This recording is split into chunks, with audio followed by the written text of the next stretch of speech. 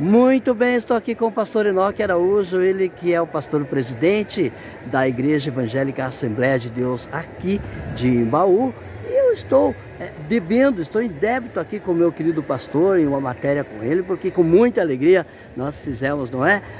Algumas matérias ali com a Noemi, o Bata também, com o Osmar, com o pastor Osmar. Tem um trabalho muito lindo ali na Campinalta, né? Mas eu precisava falar com o pastor presidente, até como uma forma de respeito à hierarquia, né, o senhor? E olha, é bonito ter o comando de um trabalho que leva as pessoas ao reino de Deus. Isso é gratificante, isso não é para qualquer um, é um privilégio. Imagina o seu coração, a felicidade que o senhor tem por isso. Boa noite.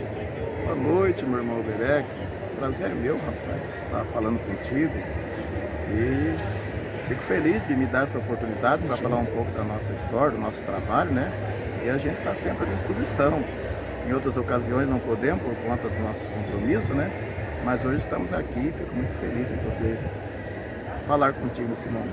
Pastor, conte para nós da sua trajetória, conte para nós também, não é? Deste momento da Assembleia de Deus aqui no Imbaú. Fique à vontade. Bom, resumindo a minha história, eu nasci já num berço cristão, um berço evangélico, né? Cresci acompanhando meus pais na igreja, mas eu considero mesmo assim a minha conversão e meu compromisso com Deus aos meus 16 anos de idade.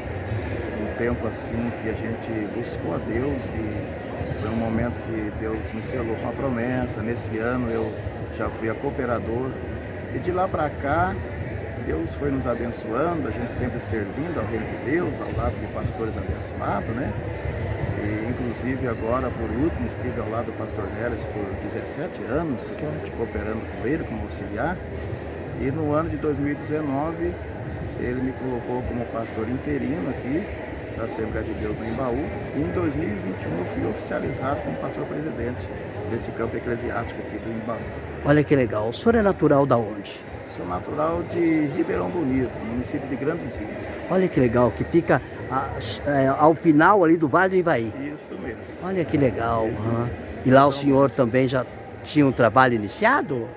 lá eu nasci. Ah, lá o senhor nasceu, Perto do meu verdade. nascimento, mas a gente, com meu pai, a gente percorreu alguns lugares, né? Aos meus 4 anos de idade, mudamos lá para o sudoeste do Paraná, para uma cidade chamada Campina da Lagoa. E daí, aos meus 14 anos, descemos para a região aqui de Prudentópolis. Moramos ali por 8 anos, aí que viemos para cá, para a região. Olha Vim para que- cá aos meus 21, 22 anos de idade. senhor- Aos 35 anos atrás. O senhor é imbauense de adoção. Nossa, Muito bem. coração mesmo. De coração, e é por adoção, né? De adoção. E de coração, né? Exatamente. Que ótimo. Me conte da Assembleia de Deus aqui do Imbaú. A nossa igreja aqui no Imbaú, graças a Deus, está indo muito bem. Eu, como pastor, até que sou suspeito a falar, né? Mas a gente tem acompanhado os trabalhos, e não só nós, mas toda a população também tem acompanhado.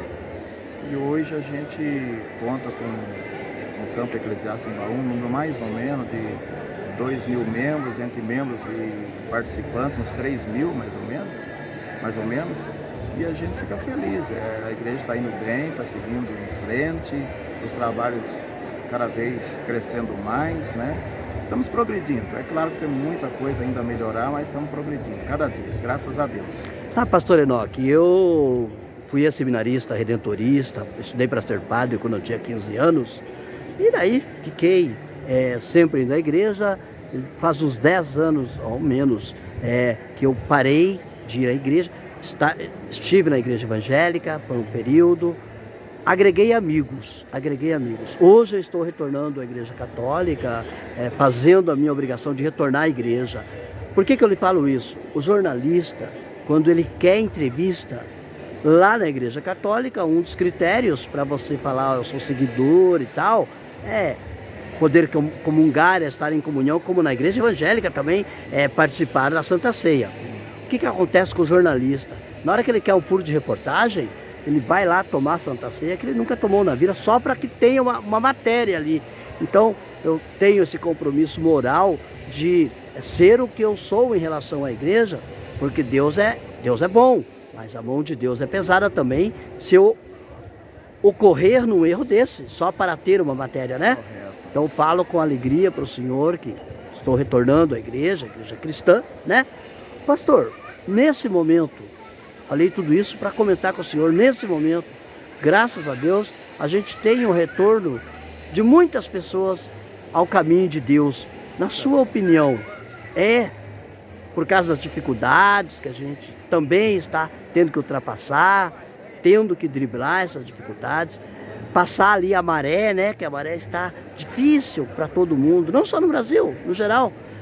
O senhor atribui isso também às dificuldades que a gente enfrenta nesse momento? Acho que também, porque o ser humano sempre, diante das dificuldades, ele busca alternativas, né? Muitas vezes, nos meios que ele encontra aqui na Terra, nem sempre tem solução, né? E aí que entra a igreja, porque a gente encontra o caminho da fé, né? E fé é algo muito arrebatador, né? Que nos faz crer naquilo que é impossível até, né? Como diz a Bíblia lá em Hebreus, capítulo 11, que a fé é o firme fundamento das coisas que não se vê e a prova daquilo que se espera. Então, baseado nisso, acho que o ser humano, no seu momento de dificuldade, quando ele não tem saída muitas vezes, ele acaba descobrindo que há uma saída sempre. Qual é? Para o céu, onde tem um Deus poderoso, né, que pode resolver as suas situações. Penso eu, no meu particular, que não deveria o ser humano buscar Deus somente pelas dificuldades, né? Deus é um Deus que deve ser servido em todos os momentos da nossa vida, né? Que se vá pelo amor e não pela dor. Isso é. Mas, às vezes, é preciso que haja esses métodos difíceis para que o ser humano também descubra quem é Deus e o poder de Deus. Por exemplo, quer ver, vou citar um texto da Bíblia. Os discípulos de Jesus andavam com Jesus já há algum tempo, né? Foi necessário Jesus levar eles lá no mar, no meio de uma tempestade, quando eles acharam que ia morrer pelo vento e a tempestade, foi que eles descobriram quem era Jesus. Quando Jesus repreendeu o vento e o mar, tudo se acalmou, eles começaram a dizer um para o outro assim: que homem é esse que até o vento e o mar lhe obedecem? Então, às vezes, em meio às dificuldades, a gente descobre quem é Deus e o poder que Ele tem para nos abençoar. Gostaria que o senhor desse um recado, jamais a gente vai repreender, mas um recado àquelas crianças a partir ali dos 10 anos até os adolescentes e jovens, que está uma dificuldade, rapaz do céu. Os pais levar eles para a igreja, eles vão começando a ficar aí adolescentes, já, eu acho que não quero muito. Não estamos aqui pegando no pé, não, muito pelo contrário. Estamos falando aqui que haja uma conscientização, porque na hora, não é, que as dificuldades venham, que você não se arrependa, às vezes, de ter desviado assim o caminho, de ter deixado de ir à igreja, sendo que o papai e a mamãe sempre te ensinaram esse caminho. Outra coisa, não caia na conversa dos amiguinhos que falam, que fazem você ter vergonha de professar a sua fé. Pastor, fique à vontade. Só deixo claro que o Berecano tem esse perfil de falar, de dar esses recadinhos, que eu acho que é o mínimo que um site pode fazer para ajudar, não é? Também a conscientizar essa moçada. Muito bem, veja bem, sábado agora que passou, tivemos um culto de adolescentes na nossa igreja, inclusive um culto muito bom, com bastante gente, bastante adolescente, e eu usei da palavra lá num certo momento e disse para eles que eles são bênção, né? Bênção para nós, bênção para os pais, para a família, são bênção. E a gente vê que, principalmente nessa faixa etária, o ser humano encontra muita dificuldade.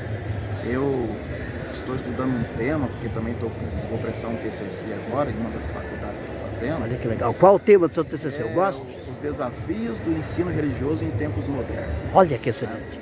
Então, eu acho assim que por conta dessa era digital, os adolescentes vivem muito ligados a isso, né? E isso rouba muito tempo, né? Muitas vezes o jovem acha melhor ficar lá no celular, vendo um vídeo, uma coisa, conversando com os amiguinhos, que tira 1h30 para ir na igreja. O que a gente, nós mais adultos, que já conhecemos um pouco mais, temos um pouco mais de experiência, vemos a importância de ir à igreja, né? Porque acompanhar os pais, ir à igreja, ouvir uma palavra que incentiva, que orienta, que dá conforto, louvores abençoados que edificam o coração, a alma, eu acho que não existe um momento mais importante do que esse na nossa vida. Então o conselho que eu dou é que os adolescentes, não só os adolescentes, mas o ser humano em si, Exato. né, arrume um tempo para servir a Deus. Eu costumo dizer na igreja para os irmãos que eu considero a igreja para mim, comparando, é muito mais, né? Mas em comparação, como um posto de abastecimento. Eu falo assim, ó, que o carro, por exemplo, 0 km, mas se faltar combustível no tanque, ele para, não é Exato. mesmo? E não caminha, não vai para frente. Assim somos nós na nossa fé. Se a gente não estiver abastecendo ela com palavras boas, está na presença de Deus, de repente para. Então a gente vai na igreja como um posto de abastecimento, lá ouve palavra boa, sai de lá com o tanque cheio. Exato. Daí continua caminhando. Pastor, curiosidade aqui para os que estão acompanhando a nossa conversa. O pessoal quer saber qual que é aquele corinho, qual que é aquele refrão do hino, do louvor que o senhor guarda desde que entrou na igreja, do seu coração. Todos são muito importantes, são muito bons, mas o pessoal quer saber qual é aquele corinho, qual que é aquele refrão que marcou sua vida, que marca sua vida. A gente tem vários, mas tem um que marca muito, eu canto sempre na igreja, inclusive brinco com os irmãos, né? E alguns não gostam nem que eu brinque, não é só, fala assim, Jesus me levar eu na frente de vocês, no dia do culto fúnebre, do meu velório, cante esse hino, eu brinco com eles, sabe?